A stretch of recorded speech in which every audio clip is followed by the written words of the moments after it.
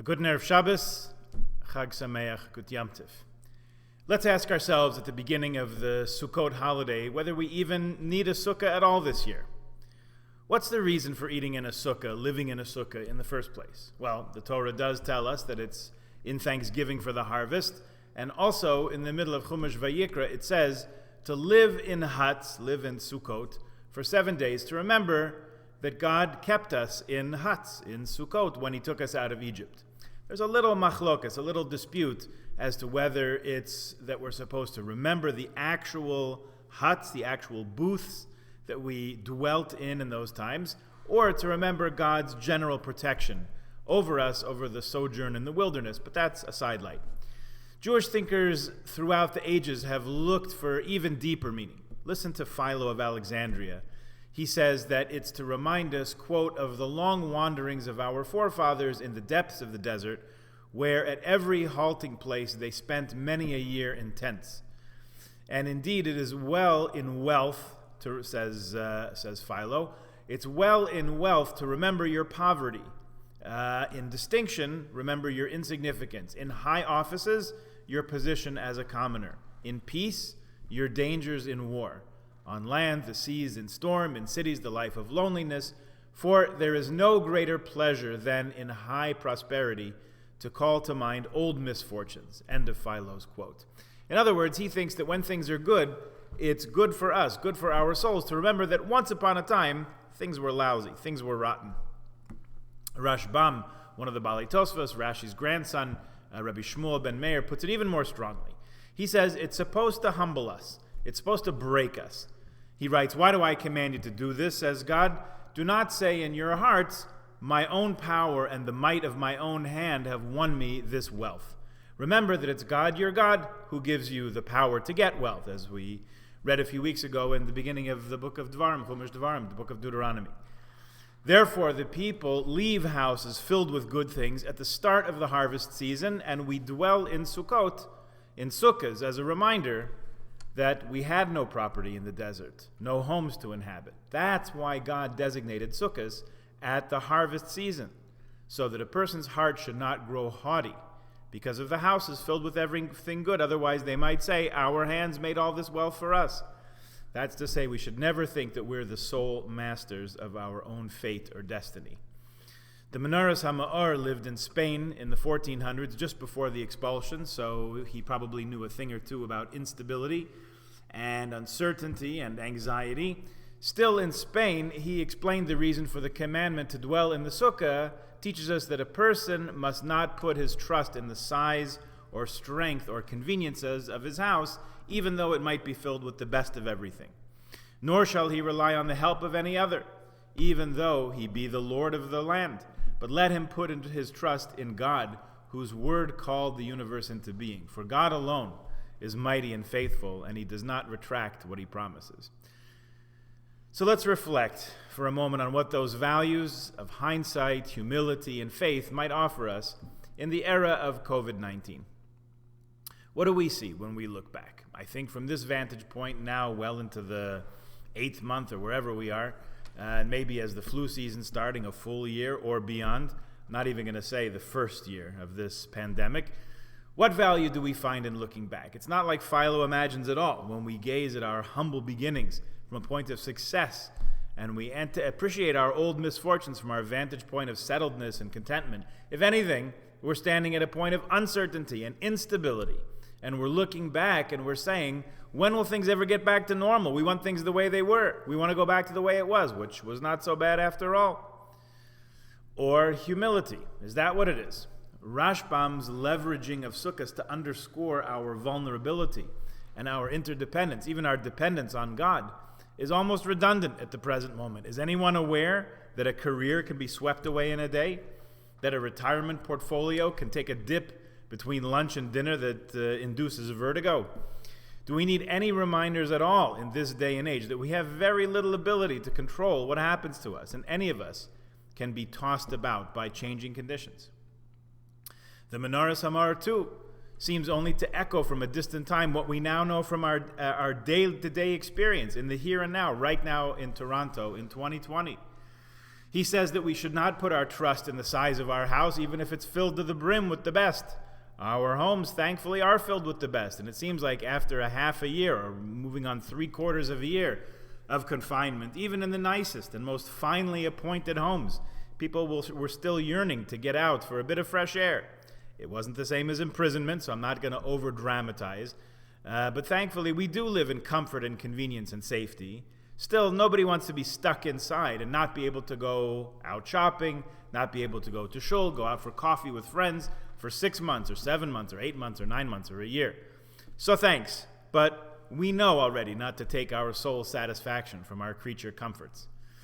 If all these lessons of Sukkot are lost on us, then what do we learn from sitting in the Sukkah with 20/20 vision in the age of corona and pandemic and isolation and quarantine?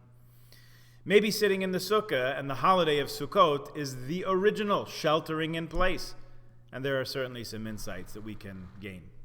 When you build a Sukkah, it has to be a minimum height, so you can sit in it and eat your meal. And it also has to be, there's a maximum height. It can't be any taller than a certain height, because if it's too high, the shade may come from the high walls and not from the roof. It also has a minimum size, enough for the majority of your body to fit in. If you have to scrunch in and your feet are sticking out, that's okay, because the majority of your body is in. That's a minimum size. But as often emphasized, there is no maximum size. The sukkah can be miles wide. I saw in a recent compendium of halachas of the holiday, the sages say in the Talmud, Ra'oi li chol Yisrael leishev b'sukkah achas. It's proper, even desirable. It's what we would like to see the entire Jewish people sitting together in one sukkah. In terms of halacha, it's an ideal, but imagine what it would have taken last year to get all the Jews together in one sukkah. Never mind the folding tables, the chairs, the benches, how many soup spoons we need to get us all together in one sukkah. How about the politics and the personalities and who won't sit with whom and who has to sit with whom?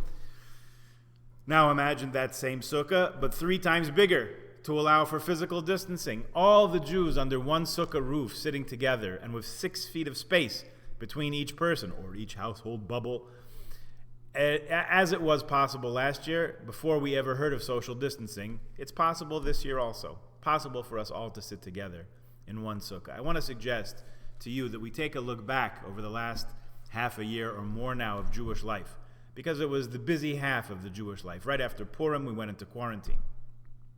Somehow, we got our Pesach shopping done. Somehow, we made the Seder or the Sedarim in our homes. It was done without a lot of family togetherness that we usually have and so much love and look forward to, but we did it. We ate our matzah, we drank our wine, we told our story. Sometimes we were the only ones listening. But that in itself was a special thing. Not that we're eager to repeat it, but we did it. We counted the Omer. While much of civilization couldn't remember if it was Tuesday or Wednesday or Saturday, because everything blended together in the confusion of those times, we were numbering each day. Today is 17 days, which are 2 weeks, and we counted each day, we counted each week, 7 complete weeks. From Pesach until Shavuot, we made each and every day count.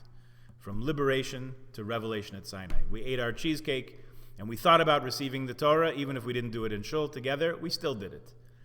And these high holidays that have just passed, we still managed to do tshuva, we still managed to push ourselves to be just a little bit better, we still managed to get in touch with others and to mend our relationships. We, Baruch Hashem, had very nice services here in shul, although they were short and many faces were missing, and we missed having you here. But in a sense, it doesn't matter so much who did and who didn't make it to shul, because we were all together. We were all on the same page. Okay, 1 or 2 traditionalists are still using their old Adler machzor, but that's not what I'm talking about. We all greeted the new year together as a community wherever we are, wherever we were. We managed to get in touch with ourselves and make our relationships with ourselves and with one another a little bit better, hopefully. And as a result, to make our relationship with God renewed, restored, and redeemed too. Hopefully we heard the shofar. Hopefully we heard the inner call to fasting and affliction and penitence of Yom Kippur. We did not hear our choir in full voice, which I'm still mourning, but I do hope at some point in wading through the machzor on Rosh Hashanah and Yom Kippur, for the majority of our kehillah who was davening at home, at least 1 or 2 of those familiar and beloved tunes went through our heads. And maybe even we just hummed it or sang it or read the words with the tune with a smile, a tapping of the foot, as we remembered last year and looked forward to next year, Haba Aleinu Latova. What I want to say is that we can appreciate in a new way this year that the sukkah of Judaism and even traditional Judaism and even halacha can expand and expand and expand to embrace all of us in the sheltering protection of its walls. There's a lot more flexibility and potential for adaptivity than we might have thought had we not lived through this last half a year. But so much of what we do and how much we can be and be connected, if we allow it to be, if we accept the invitation to be in the sukkah of Jewish life and living. And there's even a deeper dimension. When you step into the sukkah, your very standing there becomes a mitzvah. Because the mitzvah of sukkahs is to live in it like you live in your house. To eat there, to pray there, to study there, even relax and drink a cup of tea in the sukkah is a mitzvah. So everything you do, every breath you take in the sukkah becomes holy, becomes a mitzvah. I think we've seen in recent months that there's an importance and significance to imbuing each day and each act with specialness, with acknowledgement and appreciation, we might even say with sanctity, with holiness. Realize that each day and every moment is something we should indeed be thankful for, no matter what shape it takes when it comes to us. When we're at risk of feeling or we're feeling insecure, we're appreciative of moments of blessing. So how much more should we feel that in times of relative safety and security? I was having a conversation with our S-Rug supplier, and he said, the color's a little bit off this year because of the shipping. They couldn't ship them by plane, had to ship them by boat, and some of the shapes are a little bit different this year. He was very apologetic. I said, listen, this year, blessings from Hashem are coming in all different shapes and sizes that we never imagined before.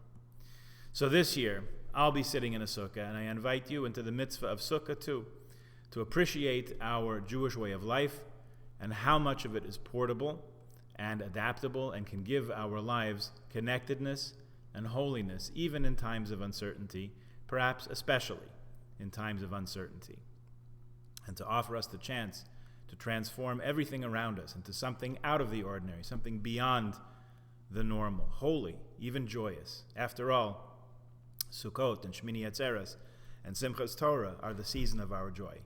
Please let them be so in good health and in peace. Good Yom Tov.